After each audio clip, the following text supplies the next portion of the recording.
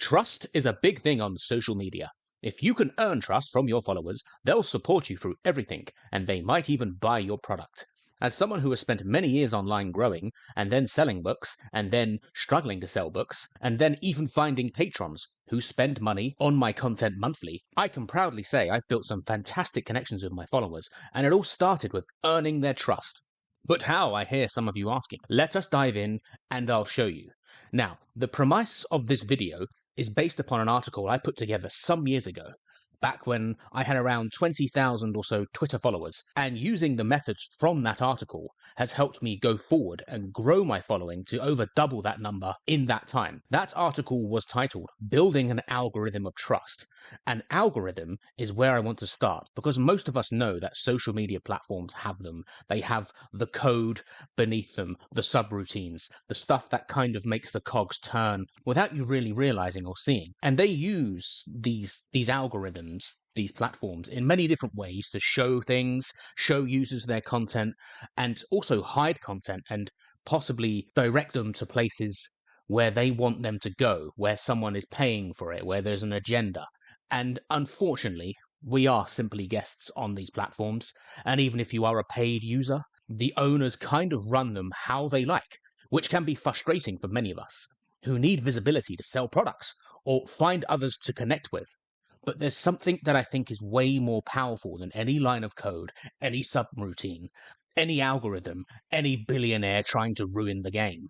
It's called human trust. In an age where AI is seemingly spilling its guts everywhere, and sometimes very messily, people want to connect with people, genuine people, who come across as real, and who also produce real human-made content. Now, all of this AI stuff can pretend to be as human as it can in the best of ways, but we can all see it from a mile off most of the time that they're not human. And humans like being around humans. So, how does one earn human trust online? Well, first of all, it needs to be mentioned that it will take time, and there are no quick fixes. There's never been a quick fix. Anyone who does approach social media will need to have a realistic expectation that this won't happen quickly. There are no quick fixes until things are then fixed quickly, but that's another matter. It's taken me since 2013, and at least one absence from Twitter, to finally get any level of high engagement on the platform. But let's be real here, and with some grounded perspective. Any number of likes, retweets, comments, follows, activity of the positive persuasion is good engagement, no matter who you are. 1 or 2 likes for a tweet is a success in my eyes, and anything more is very good. Twitter has a specific psychology that requires some time to figure out, much like many of the other platforms. And there is no specific way to measure how long it takes to figure the psychology out of social media. Some grasp it quicker than others, but getting better results will mostly be governed by time and consistency, meaning showing up regularly over a length of time. And when you do show up regularly over a length of time, naturally you're going to be exposed to the learning opportunities that social media provide you with. And for absolute beginners, perhaps posting 10 times a day is kind of a steep hill to climb. Take it steady and let people get used to you being there. Tweet a few things every day and learn from what you tweet about or what you post. Comment on other people's posts from people you follow. Respond to stuff that you like, and do more of what people like about what you say. If you show genuine interest and give as much as you feel comfortable giving, you will find success on social media. I'm living proof of that. We've all felt the act of posting on social media is like shouting into a void, but eventually that void does answer back. Too many people give up on social media too quickly. Going from 0 to millions of followers isn't going to happen quickly, but you don't need a huge following to get results. For every person who does go viral, there are hundreds more who don't, but they do earn results gradually over time if they keep going.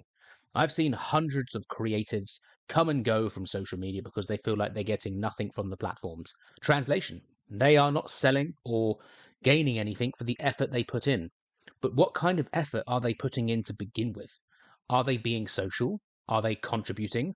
Or are they just dropping random links and expecting things to happen like that? Saying buy my book and just saying that won't really drive any interest or results. There are ways to sell books online, and you'll find plenty of them attached to this channel. If you do get a lot of social media engagement, I can near enough guarantee it's because you are social and you post less about your work and more about other things, about you, about who you are, and stuff that provides value to others. Remember, people on social media want to invest in you as a person way before they consider buying something from you. They're going to look you up for your value. They're going to take you on and trust you for what value you bring to their lives. I call this the art of indirect selling. Your genuine engagement and socializing on social media results in sales, even if you weren't even intending to sell. And, well, talking of selling, shameless plug alert, this is my author, blogger, and social media guidebook, which lays out earning trust and indirect selling, along with the basics and more advanced methods of social media. But I digress. So I probably talked enough in theory terms, but what about posting? What does one post to earn trust? What are the subjects am I putting out there to earn trust of followers? Over the years, I have determined that my posts are the most effective when they inspire, inform, entertain, give value, or incentive. Now, I talk like I know what I'm talking about when it comes to those words because I've used them quite often.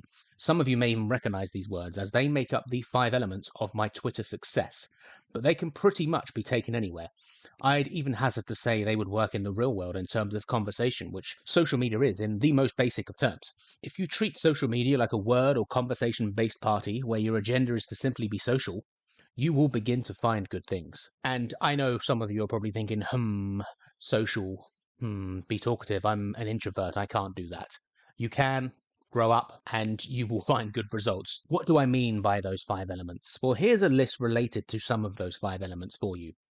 What I post regularly on social media, which finds moderate levels of success or engagement. First of all, well-wishing. Saying good morning or wishing you're following a great day. To me, this is giving value, and it works incredibly well on a daily, consistent basis. People remember good things, and they remember your good morning tweet, your good night post, your hey, how are you? Are you having a good day? How's your day going? Something that's going to give value and even, ask how they're doing, stirring them to reply to you. Sharing your experiences. Quite recently, one of my books crossed 250 Amazon ratings. It took time and a lot of hard work, took trial and error to promote, but I got there eventually. This is proof others can too. Now, what I've said here is something with quite a lot of weight. I've shown somebody good results, but then I've also passed on something a bit more, telling others that they can do this too, which is both inspiring and informing, especially if I share real results, which is me being open and honest, while also hopefully passing on some hope to others. This is extending a social bridge. Me saying that I have 250 Amazon ratings, yes, that's great. I could just boast that and say, ha, I have 250 Amazon ratings, you don't.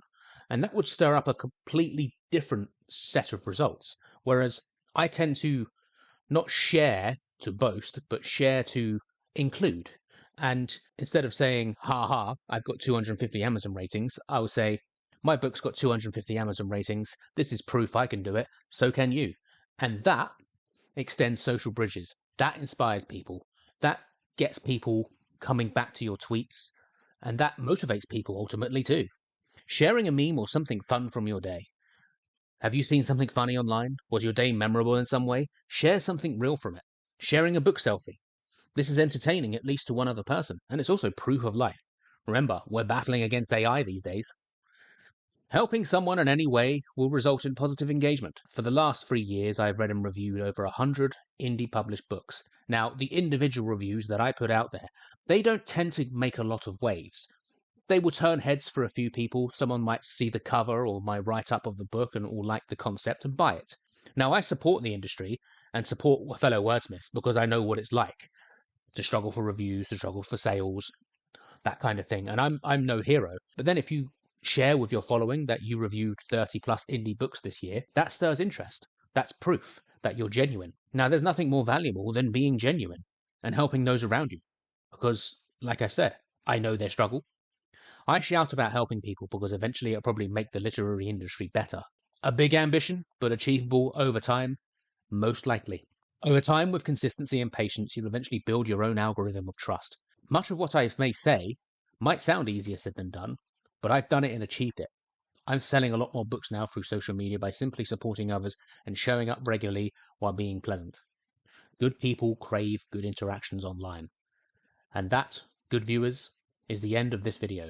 I would like to thank you for watching, And if you'd like to know more, you can follow me via the various places I have linked below this video.